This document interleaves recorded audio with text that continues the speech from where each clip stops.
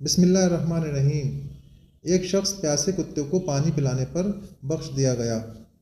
حضرت ابو ہریرہ رضی اللہ عنہ سے روایت ہے کہ رسول اللہ صلی اللہ علیہ وسلم نے فرمایا، ایک آدمی راستے سے چلا جا رہا تھا، اسے سخت پیاس لگی۔ چلتے چلتے اسے ایک کنواں ملا، وہ اس کے اندر اترا اور پانی پی کر باہر نکل آیا۔ کنویں کے اندر سے نکل کر اس نے دیکھا کہ ایک کتا ہے جس کی زبان باہر نکلی ہوئی ہے اور پیاس کی شدت سے وہ کیچڑ کھا رہا ہے۔ اس آدمی نے دل میں کہا کہ اس کتے کو بھی پیاس کی ایسی تکلیف ہے جیسی کہ مجھے تھی، اور وہ اس کتے پر رحم کھا کر پھر اس کنویں میں اترا اور اپنے چمڑے کے موزے میں پانی بھر کر اس نے اس کو اپنے منہ سے تھاما اور کنویں سے باہر نکل آیا، اور اس کتے کو وہ پانی اس نے پلا دیا۔